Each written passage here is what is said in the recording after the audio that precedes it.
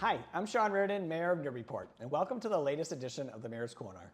It is a beautiful day out there today, so the weather has certainly shifted, right? We kind of jumped right into fall. I do think it warms up here a little bit the next couple of days, but we went from having 90-degree weather over the weekend to like dropping down 20 degrees. So it is a beautiful fall-like day out there. The sun just came out. It is beautiful, which is great because we have the antique car show tonight downtown, all right? This is a event that the Chamber of Commerce puts on.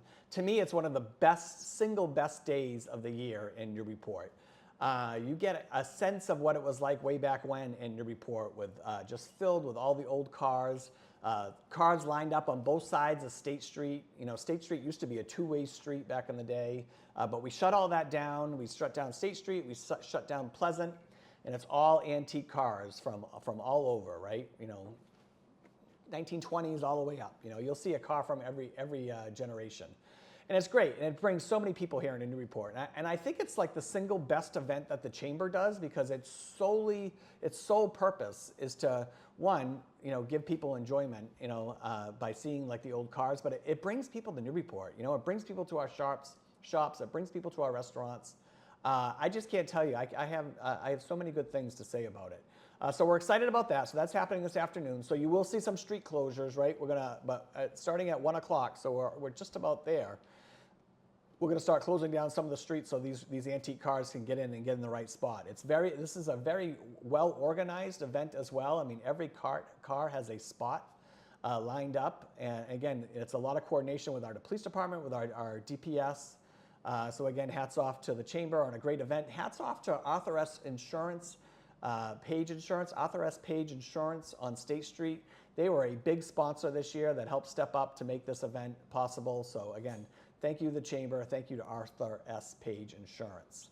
What else? I want to say thank you to the Lions Club, another great nonprofit here in the city. They did a makeup date for the bed race. They didn't have to do that, right? This isn't even a fundraiser for them, but it is one of like the best events that take place during Yankee Homecoming, right? So we got a terrible rainstorm. We had the bed race that got canceled. We had Beetlejuice that got canceled. The Lions Club, who already does like the 5K and the 10-miler race, they stepped up and said, nope, we're going to make it up because the people love to see it. People took the time to put beds together. We're going to pick up a makeup date. So they did that last Friday. All told, it was a great event, a lot of fun held by all. And I heard it was still packed on Federal Street, which is great to see. So hats off to the Lions Club. They are a dedicated group of Newburyporters. A lot of them have been in the Lions Club a long time. They do food drives. They do glasses collection for residents. They just do a lot of good things in the community, and it's just a great group. So I wanted to give them a shout out for all they do here in Newburyport. What else is going on? So after the car show today, we're going to start seeing some activity on State Street. Okay, we got sidewalk work that we're doing here. We're kind of talking State Street from like High Street down, okay? That's how we're going to start doing some of this work. So you're going to see some sidewalk work happening, so you're going to have to be aware for that. And then as we're doing that, you're also going to see some electrical work happening, and that's because we got approval to move forward with our downtown lighting project, okay? So we're going to use some of our parking funds that should be going to things that are happening downtown. So we were able to get approval for some downtown parking funds. And again, this is like phase 3 of this ongoing project that we've been doing the last 3 years. It's updating all our lanterns downtown.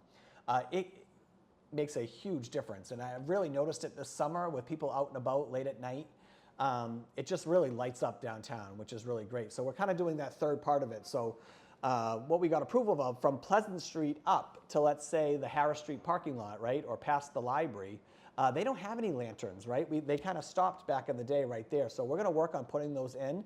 Those lamps are on order now. Unfortunately, it takes about 5 months or so to get those lanterns. So we're probably looking at an install around the spring.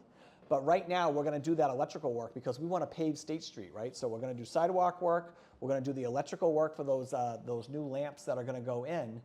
And then after outdoor dining season, between mid-September and then the end of October, we are going to pave State Street, which is desperate need of a top coat there, so it's a little bit smoother driving up that street. So that's what's happening. We're working with our businesses to make sure everyone's informed.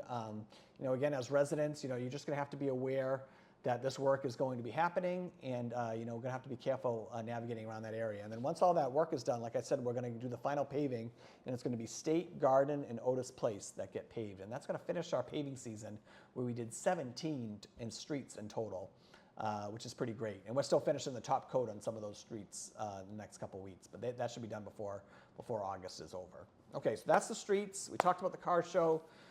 Board of Health. Okay, so Board of Health had a meeting last night, and we're going to be sending out more information around this. But this sometimes happens in the summer. It really hasn't happened since I took office, but I have heard that it's the summertime that this usually takes place. But we're getting a lot of reports of rats. I know, rats. I said the same thing, which is funny because if you watch the news at night, you're seeing these reports coming out of Boston quite a bit about the rat problem that they have. We're starting to get some reports of rats, so it's not widespread, but it's enough that we're concerned. So we're going to start pumping out information to kind of help you better prepare to deal with any kind of rodents at your home or in the surrounding area, right? So what we're doing is we're addressing rodents. So this is the Board of Health talked about this last night, and we have a brand new health director in Kelechi Okipa. And so he's going to be working with the Board of Health in really prioritizing this over the next number of weeks, all right, so we can get control of this, right? So it's really addressing rodent issues that are happening on public property.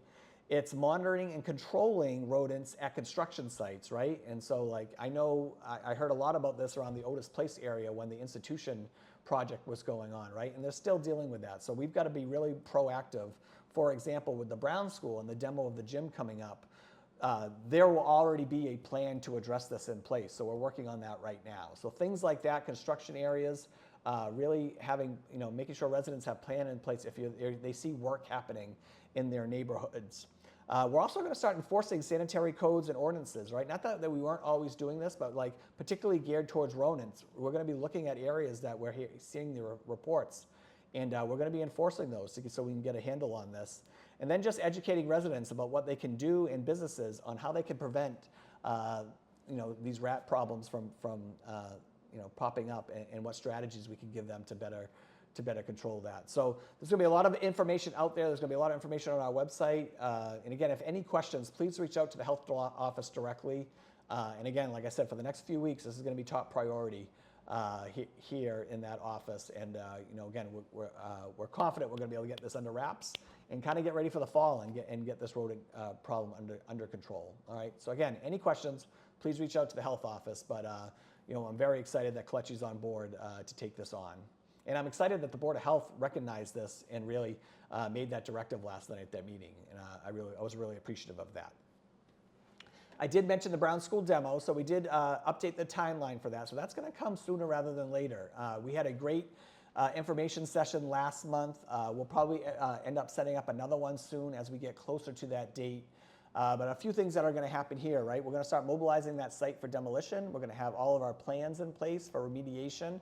We're also going to make sure that the neighborhoods there have the right information. And then that site's going to have to eventually end up sealed off too. So we're going to get that information out as well. And that will lead to the purchase and sale final, which will help Zeta Insight, the developer that was chosen to put the deeply affordable 29 units at the Brown School. That will help her move forward with getting enough funding to get that project moving in the right direction, which it already is. So again, we've been very lucky to work with Zanatology. I think getting this demo done as early as we are, again, it's a little bit earlier than we thought, which that is good news because we were able to get all the funding in place for that.